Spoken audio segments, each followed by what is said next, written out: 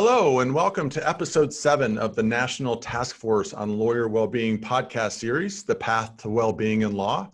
I'm your co-host, Chris Newbold, Executive Vice President of ALPS Malpractice Insurance, and our goal here is simple: to introduce you to cool people doing awesome work in the space of lawyer well-being, and in the process, build and nurture a national network of well-being advocates intent on creating a culture shift within the legal profession. I'm joined today by my friend and my fellow co-chair of the National Task Force, Bree Buchanan. Bree, welcome. Hello, everyone. And today we continue our march around the states who are leading the charge, I think, in well-being initiatives, commitment, and success. And as we all know, movements generally are driven by those at the grassroots level, living the day-to-day, trying new ideas. In other words, serving as laboratories of new ideas. And in any movement, we need a few leaders to jump out front, and that's exactly what we have seen out of our friends in the Commonwealth of Massachusetts. Across the country, we've seen a swelling of task forces, work groups, roundtables, and there are lessons to be learned from what's going on in states like Massachusetts and their roadmap. And we're so excited today to welcome Heidi Alexander to the podcast. Heidi is Massachusetts' first director of Supreme Judicial Court Standing Committee on Lawyer Wellbeing. And Bree, would you be so kind to introduce Heidi to our listeners? Absolutely. And this is such a wonderful bio here, Heidi. I just love it and would love to have been you. Heidi was formerly the Deputy Director of Lawyers Concerned for Lawyers in Massachusetts and led the Massachusetts Law Office Management Assistance Program. She is the author of Evernote as a Law Practice Tool, past co-chair of ABA Tech Show, and founder of the ABA's Women of Legal Technology Initiative. She's a native Minnesotan, former collegiate ice hockey goaltender for the Amherst College women's ice hockey team, love it, a CrossFit coach and power lifter, and most important of all, the mother of 3 young girls. So Heidi, thanks so much for being here with us today. And listen, thank you for having me. Yeah.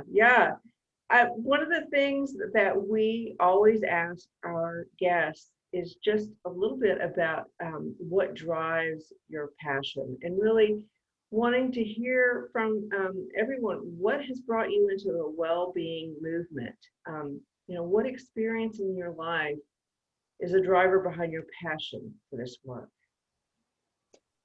Yeah, thank you. Well, again, thank you again for having me on here. And I love it when someone calls me cool, because my kids certainly don't think so, and my wife certainly doesn't think so. So I'm in a cool zone here. I appreciate it. I'm happy to talk about what brought me to this movement. I pursued somewhat of an alternative legal career path. I was sort of that kid who went to law school because I wanted to change the world, super ambitious, driven, didn't really think much about my own well-being, other than, exercise. I was a competitive athlete in college, but other than that, I wasn't really that aware. So I went to law school a little bit older because I worked, and I started off as a clerk for a justice on the New Jersey Supreme Court, which of course was a fantastic experience. Then moved back to Boston and worked as a litigation associate doing plaintiff side employment law, so a lot of discrimination, sort of civil rightsy work. So it was kind of where I thought I should be, but I hated litigation. It was not for me, and I left. And I actually got to a point where I thought, hey, maybe I'll even start an organic farm. I was sort of like, I was a little bit lost because I had just been so focused on, this is what I want to do, this is where I want to be, and all of a sudden, when it just wasn't working out, that was tough. So I ended up I actually wrote a business plan to start a farm, and then I apprenticed on a farm and said, oh, this isn't for me either. So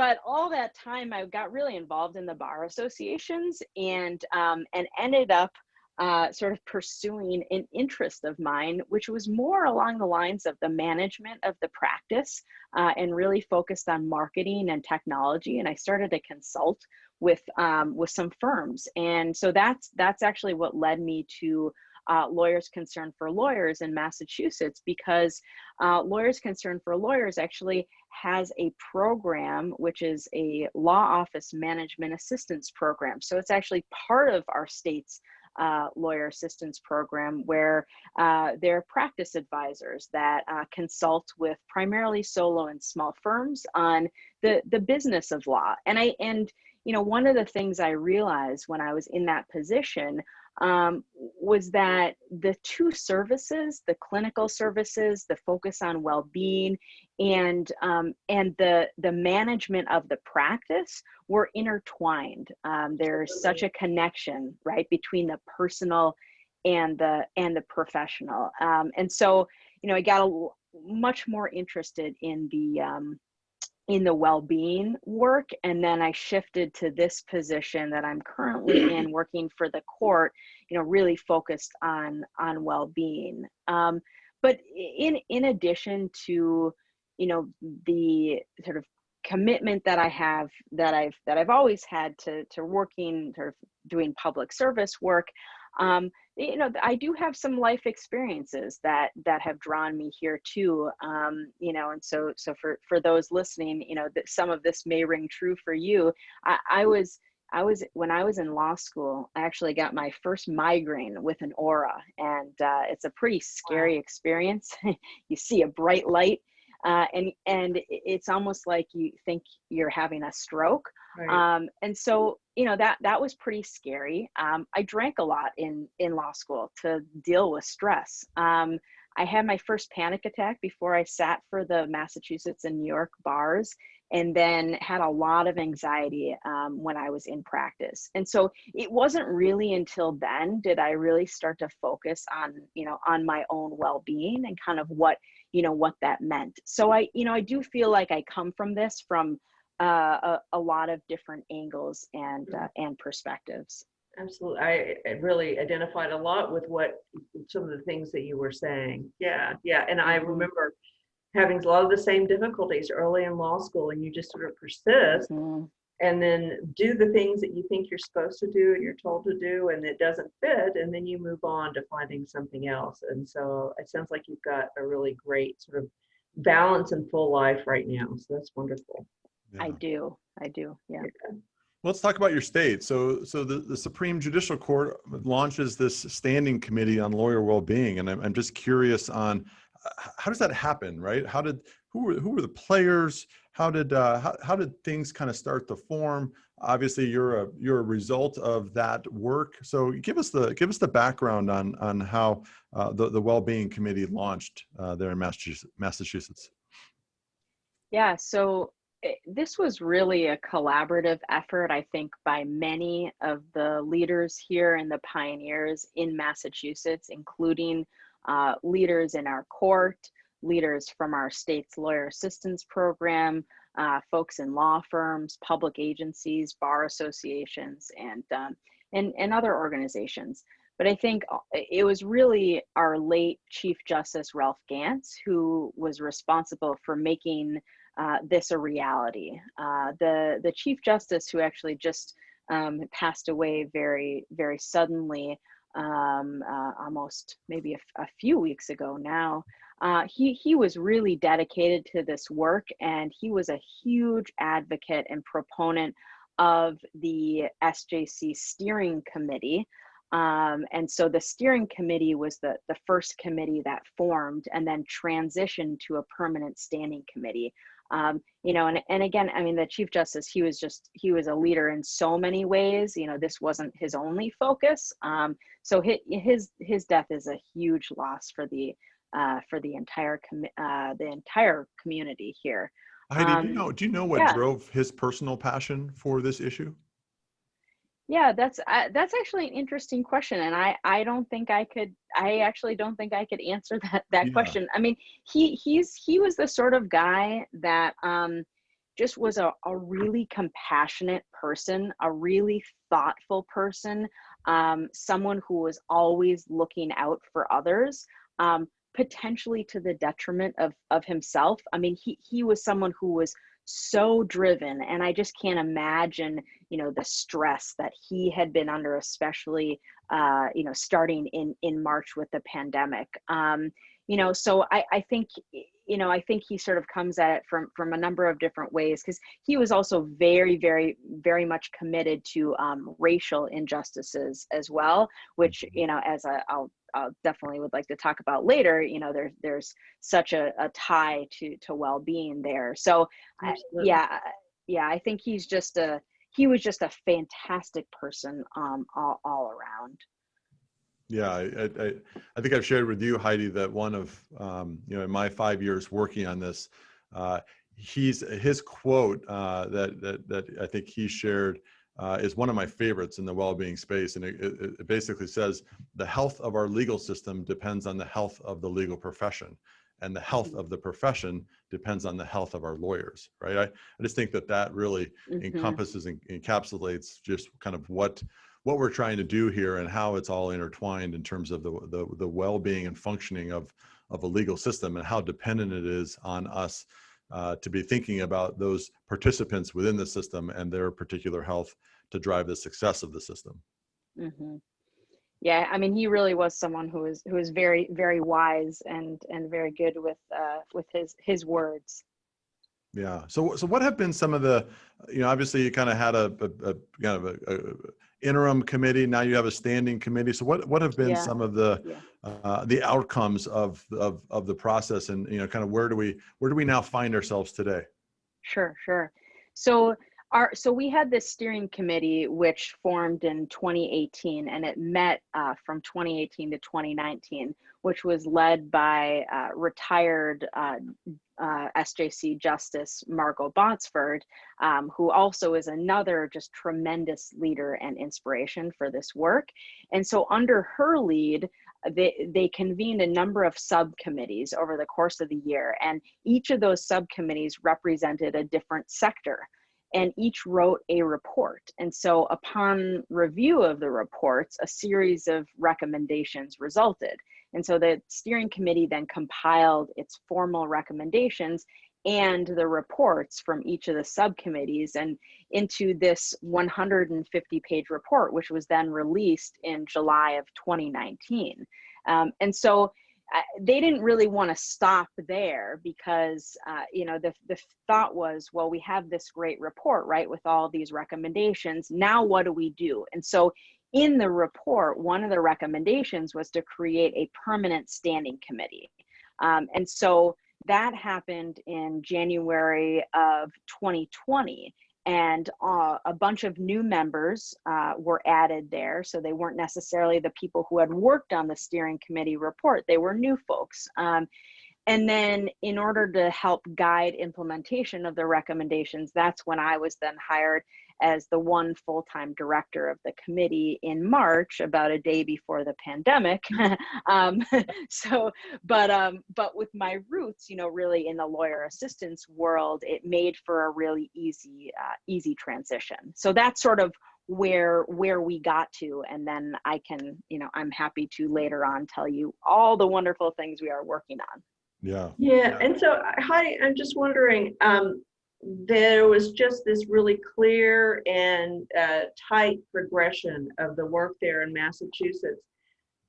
How did that happen? I mean, I'm thinking about, for this podcast, hoping that people can take away the success stories of some of our guests and think about how they can implement it in the state. And so, sort of, what do you see as the key components to getting you to this point, to getting that permanent steering committee? What did you see have to come together to make that really happen? The secret sauce.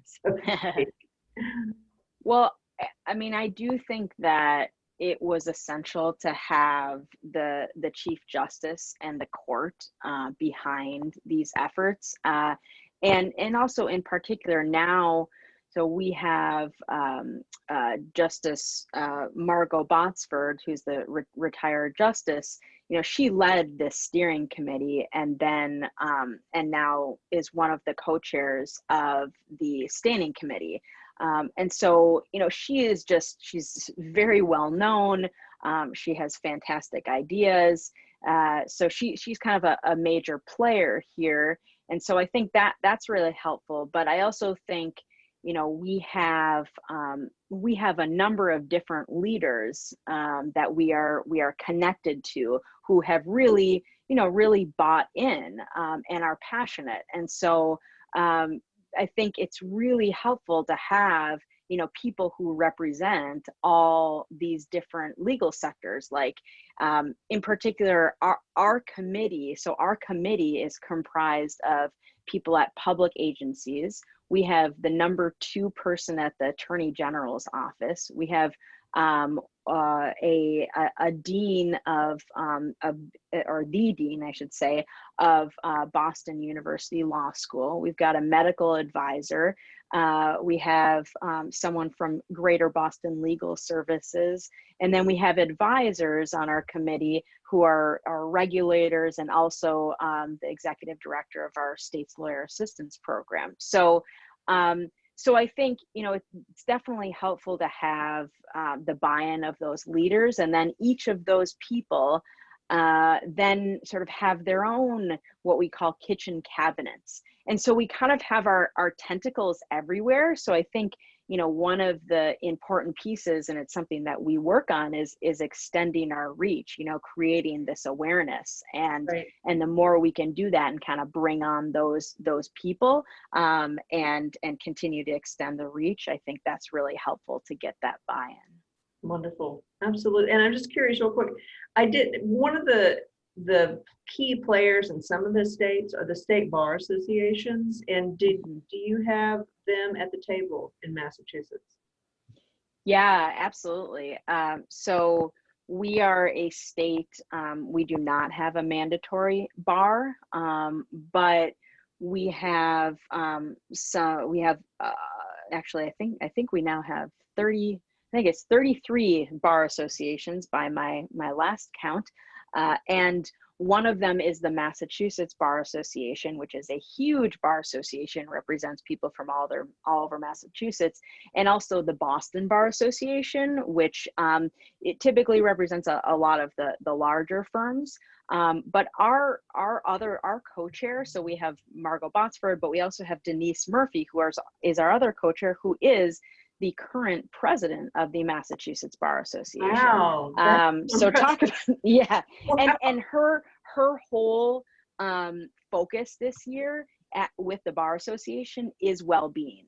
So our work is so intertwined. And I really think that for us, the bar associations are extremely important to our efforts because they help us extend that reach. And there's a lot of work we can do with them and help them and support them. And so we've actually started, we had our first bar leader meeting about a week ago, and we're going to have those on a regular basis. And we're talking about potentially, you know, figuring out some sort of mechanism to make sure they get our updates and talk about ways we can collaborate.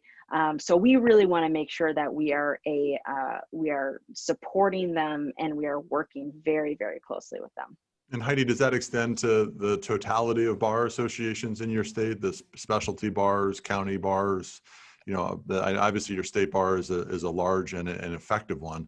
I'm just wondering about the scope of that kind of organizing effort. Yes, absolutely. We think that's really important. Particularly, we've been doing a lot of work with our affinity bars, which are the bars that represent our diverse attorneys in Massachusetts. So we are very well connected to them, and then we have a lot of county bars that represent a lot of our lawyers, you know, across Massachusetts in different geographical areas, many of them solo and small firms. And a lot of the county bars don't have staff, and they're volunteers. So they're volunteers who are doing all the work. So the more support that we can provide to them, I think the more they can do. So we're talking about, you know, doing bench bar conferences and mentorship programs and loan assistance programs, lots of different ways in which we can work with them. Excellent. Let's take us in to our first, our break. And I do want to remind listeners that one of the things that we'll do in conjunction with Heidi's podcast is also post their steering committee report, obviously 150 pages with the various sector subcommittee reports. And, one of our goals in the podcast is to share this information through others who either may be along on a similar journey or starting their journey, right? And so there should be information that will come along with the podcast for quick reference to their report there. So let's take our break. All right, welcome back, everybody. And we have Heidi Alexander, who is the director of the Massachusetts Wellbeing Committee, and I'm sure that I did not get that name exactly right, Heidi. But tell us what you guys are working on now. What are some of the really big items? Yeah, sure. I'm happy to. And don't worry about the title. That's not very important. Yeah, I mean, I think this is where things really become exciting in my mind, because we have this 150-page report with many recommendations to implement, and a lot of the recommendations would really lead to a change in the legal culture. I mean, we have recommendations in there from our large firm subcommittee that suggest a cap on billable hours. Wow. So none of these, none of these recommendations are easy, right? They're not easy. And then you add the pandemic, and you add long-standing inequalities that we have to address, and it becomes very complicated. And so when I first moved into this position, what we had to do was really take a step back and kind of reprioritize and figure out, where could we realistically make progress and be most effective. And so these are kind of the categories that I would that I would say we are prioritizing. One is sort of changing and influencing culture, and that is going to be something that we will continue to kind of chip away at through these recommendations. Number two is increasing awareness and reducing stigma, which I know lots of people right across the nation are trying to do. Number three, increasing diversity, equity, and inclusion, which we know is extremely important for well-being, particularly as a diverse attorney, and feeling a sense of belonging in the profession, and also the ability to adequately represent clients. And we have a big problem here in Massachusetts where attorneys don't necessarily look like the people they represent, and the judges making the decision don't look like the people, the litigants, right? And that causes a lot of problems. And I'm happy to definitely talk more about that. But the fourth is, in terms of the big picture, is improving life and career satisfaction and reducing burnout.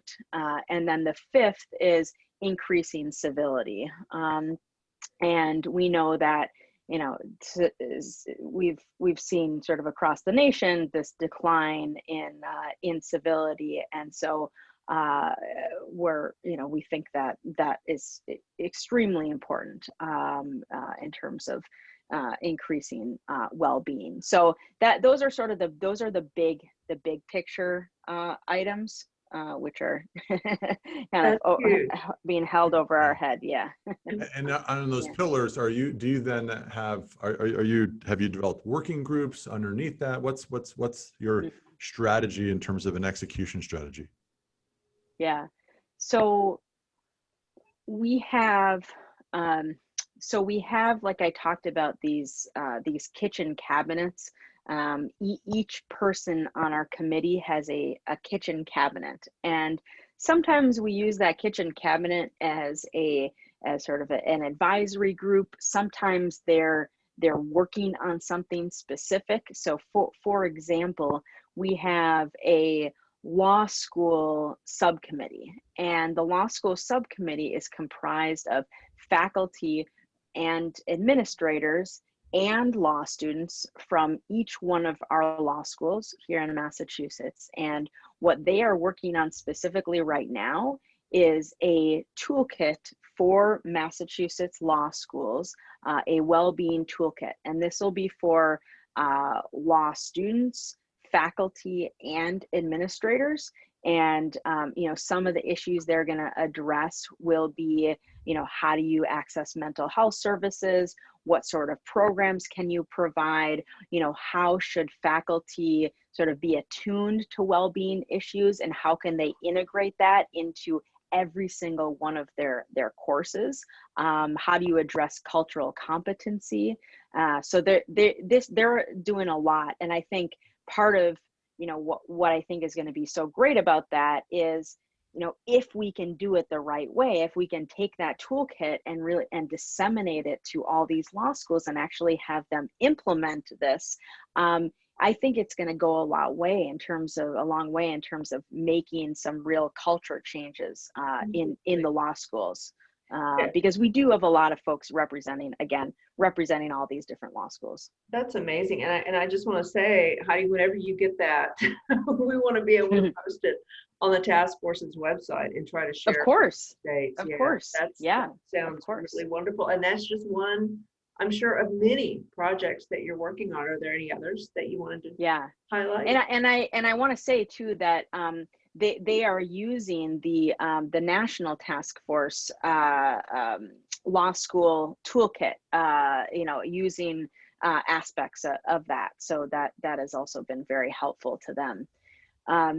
We have a lot of different projects that kind of fit into the big picture categories, and I'll mention some of them that I think folks might be interested in. Our report talks a lot about the importance of mentorship and that the impact on well-being. And so we've actually launched a bunch of mentorship programs. We just finished a pilot out in the western part of the state, and it was an interesting sort of unique mentorship model where we actually use a software program to connect mentors to mentees, and it was almost like a dating app where the mentees got to sort of look at the bios of their potential mentors, and they got to select. They could say, I'm interested in this person, I'm interested in this person, and they got to meet with multiple mentors. So they kind of got a variety of perspectives. And what we learned from them is that it wasn't a lot of substantive conversation. It was actually about, like, how do you manage practice? Like, how do you manage the caseload? How do you deal with, adversaries? It was more, issues related to well-being, really than the substance of practice. So that's one of them. We also just launched a pilot loan assistance program because we know that student loans create a huge amount of stress for attorneys. And so we created this program to work with an organization to provide education, coaching, and resources. And so we actually have over 200 attorneys signed up for this pilot, which we're calling a pilot. Amazing. And so we'll see, we will survey them after they finish it and see, did this have an impact on their stress? And we're also looking at, how to create more accessible and affordable healthcare and benefits. So those are some of them. In terms of diversity, equity, and inclusion, like I said, that's a big focus for us. a couple things that we're doing is we're actually changing some rules, an SJC rule, to add a requirement to our bar registration process to collect demographic data, which is something demographic data on our attorneys. We've never done this before. We don't know the makeup of the Massachusetts bar. We have no idea what it looks like. And so this is actually going to be required so that we can have a better understanding of the demographics of our bar and where are we falling short, right? And then we can do things like what we recently did was held town halls with our affinity bars, again, who represent the diverse attorneys in Massachusetts, and hear from them and hear about their lived experiences, which, by the way, were extremely, extremely distressing. I'm sure that must have been really powerful. Yeah. It was, I mean, there were sort of time and again, I mean, we heard over and over about the experiences, particularly in the courts, the treatment of diverse attorneys, people of color who would walk in and be confused with the defendant, assumed that this person was the defendant. They'd have their bar cards scrutinized as they walked through the door. And, you can imagine what that does, right, to someone's well-being, their confidence, right? When that's happening to them right before they have to get up and argue in court, it takes a toll. So we are, that's going to be a big part of our work. We are likely actually going to be hiring a consultant who's going to help us put together a strategic plan focused on increasing the diversity of our profession and helping us to better support our diverse attorneys. And I want you to follow up one question on that. What I've heard also implicit in all of this, you guys are doing so much. I hear money. I hear funding behind that. So where do you guys get your funding to be able to pay your salary and to hire a consultant and do all of these things, which I think for a lot of task forces would be just sort of really dreams. I mean, I do wish that everyone was in the same situation as we are, for sure. I think we are very, very fortunate. So mainly everything is funded through our bar assessments. So the fees that attorneys pay to be licensed here, we have a lot of attorneys in our state. So we have probably somewhere around 70,000 active attorneys in our state, and they all pay. So basically, essentially, they are paying for this. So that is where it's coming. And, the fact that we have the support of the SJC again is essential, because they're the ones who make the rules and can say who gets what. And it just one more follow up on that. Virginia, they passed, the legislature imposed a specific dedicated assessment on basically membership dues that transformed the lawyer's assistance program there. So do you guys, is this just a specific line item on people's bar dues, or is it allocated? Okay. Yep, it's a specific line item. So we actually don't have to go to the legislature. And the only reason I think we'd have to go to the legislature is to increase the amount of funding. But there are enough funds that we collect right now to actually make this possible. So we haven't had to increase bar dues. Okay. Sorry to get in the weeds there, but that's what. No. It's important. Turn it over to Chris. Important. Sorry. Yeah, no, it's a really important question, because it certainly feels like, Bree, as we've, teasing out themes that we're seeing across states that are being extraordinarily successful in working on this issue. If there's not fuel to ignite the discussion and some resources available, I mean, we certainly can see instances where having a Heidi on the ground, I mean, we can see how one person can make a real significant difference in both the leadership and the orchestration of the activities, right? And so, certainly I know other states are probably listening in on this, and maybe again, as Heidi, you said, maybe not in as fortunate of a position. And so that becomes, I think, a major thing for us to be able to guide folks on, which is, why having some dedicated resources to this can make such a huge difference. Well, I also think, and this is something that we've been trying to do as well, is to, utilize, for example, some of the resources from the large firms, right? We have a bunch of large firms here. Many of them have really fantastic well-being programs that they're running. But are there ways in which we can kind of help harness those resources and maybe use them for folks who don't have those resources? One of the things we've put together is we launched this local lawyer well-being network, and it started was in our recommendations as a priority for the law firms to actually have this network of people who could talk about best practices and share resources. But there was more interest, so we kind of opened it up to everyone, and we have people who are now involved who are solo practitioners, who are small firms, who are in academia, who are in public agencies.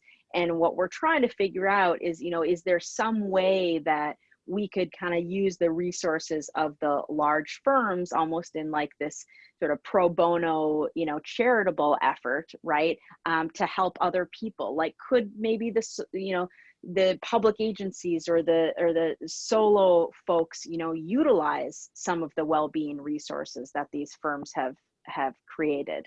And so that's just something that we're, it's kind of just sort of percolating at this moment, but maybe applicable to other folks and kind of thinking about how to access resources. Yeah. Heidi, can I ask on the, it sounds like you had these kitchen cabinets, right, that really were formed around sectors that ultimately guided the recommendations within the steering committee report. It sounds like a couple of the sectors were law schools and law firms. Can you share with us the other sectors that kind of took shape in your state? Because again, a lot of states that do have task forces are kind of thinking about how they structure their work. And it sounds like you have progressed well based upon the strategy that you've employed. Mm-hmm. Yeah, so you're quizzing me now. Let's see if I can get them all. We had initially for our steering committee. So we had public agencies, which would include like district attorneys. They would include our committee for public counsel services, which are really our public defenders. We had our legal services. We had solo and small firms as a group. We had large firms as a group. We had in-house counsel. We also had, let's see, we already said law. We said law school. What am I missing here? We also had individual bar associations. Like I talked about the Massachusetts Bar Association and the Boston Bar Association. We actually had each of them wrote their own reports too. So they were players. And, I do think that one particular voice or voices that were missing from these, from the steering committee subcommittees were our affinity bars. So we did not have a report from, our Women's Bar Association or our Mass Black lawyers, or our South Asian attorneys. And I think that would have been really helpful.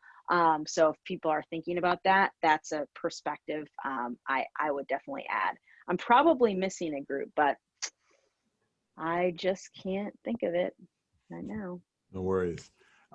Couple more questions as we close out the podcast. I'm curious on as we think about well-being. I think one of the things that's oftentimes hard for us to kind of put our hands around is how we measure success.